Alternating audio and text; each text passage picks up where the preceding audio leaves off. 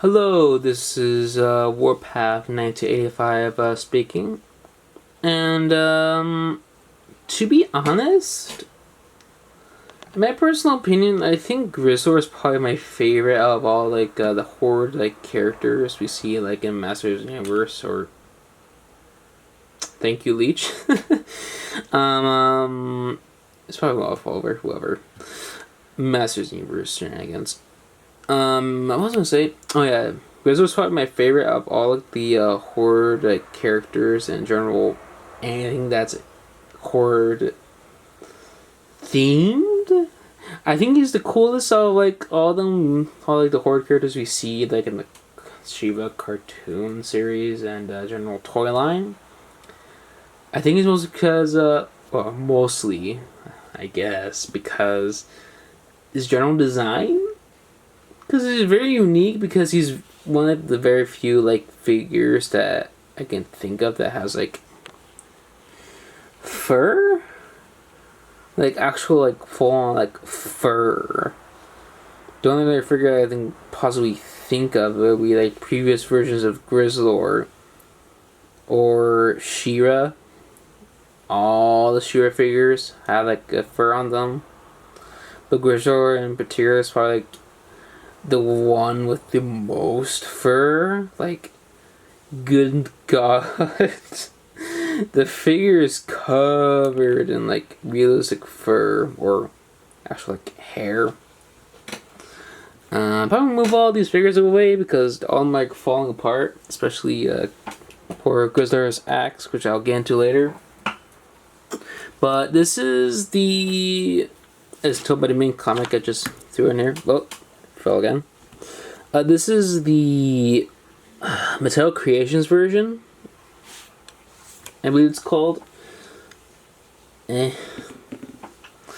just let it off. But this is the Mattel Creations version. The Mattel Creations version is most likely the best version you can possibly get on the aftermarket, because the other version you could probably get would be either the vintage version or that, what was it, PowerCon 2021 version? I think it was 2021. Can't quite remember. Whereas for a figure or technically version of Grizzlor to use this particular mold, all of it. All this is particularly exclusive to Grizzlor and Grizzlor only. Everything to even the boots, which is insane.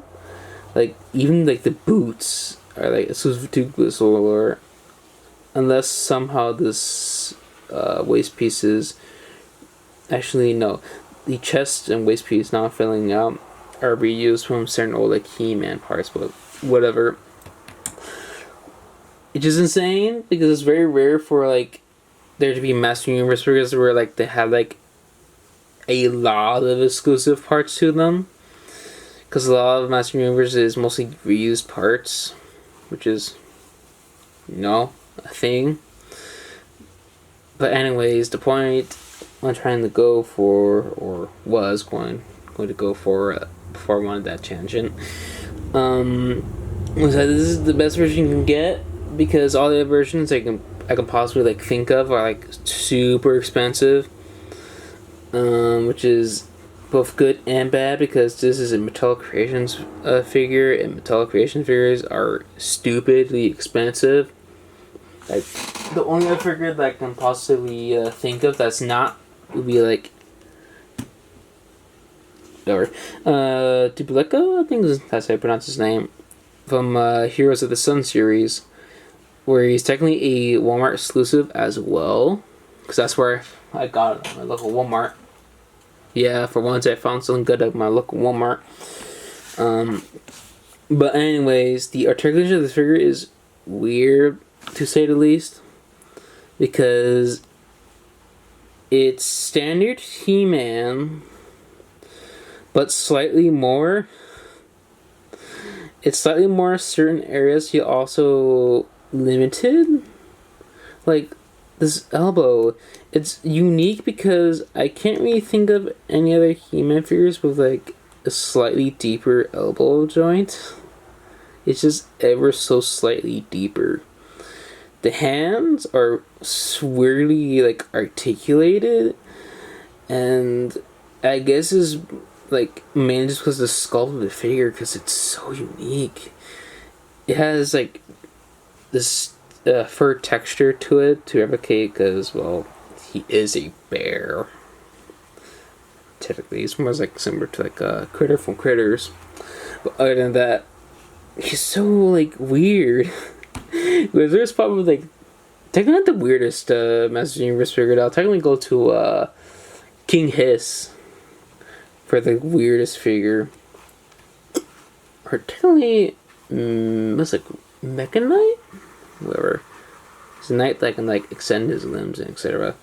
But the articulation for the head is limited because all the hair like gets in the way in the joints. So you can see here I have a tough time like articulating it up and down. I can feel like the hair like getting caught inside the joint. It's concerning. But even like the harness is exclusive.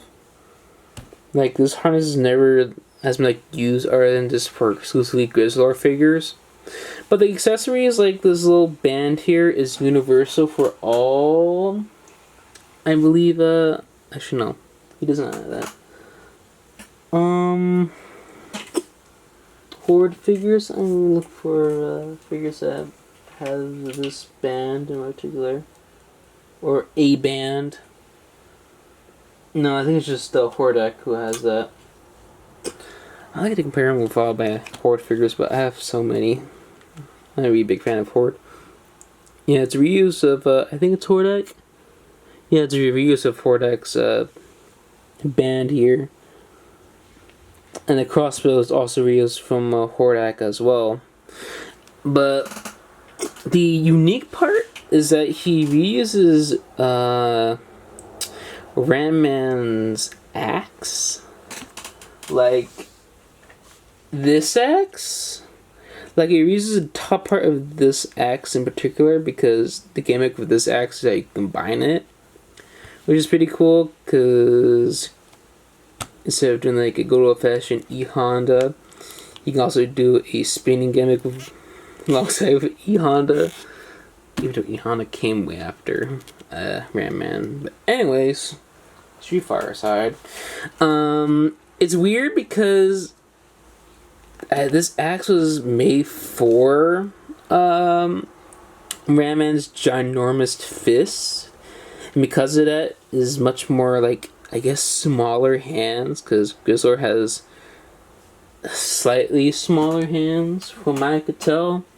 Like, they're just ever so slightly smaller from the normal like He-Man's fists, technically.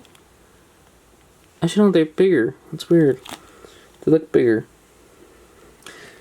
Or could just do very chunky hands. Either way, it has a hard time holding on to this axe, and every single like time when I guess reorganize my shelf, or at least like try and look for like any imperfections, or try and like make sure everything's in place, this axe is always missing because it's always like somewhere else. Because how loosely the hand like grips onto it, like you can sometimes like hold on to like for like this for about like a couple like days, not days, like a couple hours until like finally just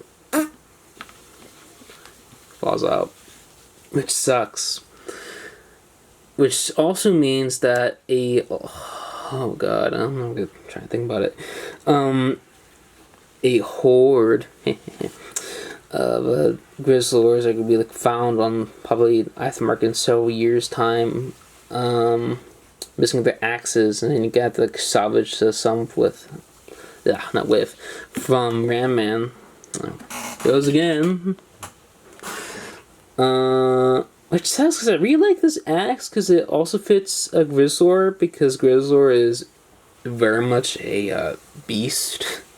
He is a brute. And this axe fits him well. Now the mini comic that comes with this version of Grizzlor, the Mattel Creations version, is exclusive, and it's cool. It's pretty cool. It does have some like unique, I guess, best way to call it, repaints or reuses of certain like molds from previous like waves. It also has like some characters from, I believe, like, the TV show, and like from the original like comic books and etc., which is pretty cool. Although sadly, you can see right here, each individual one gets killed off in the, it was like fight zone, and also by Grizzlor himself.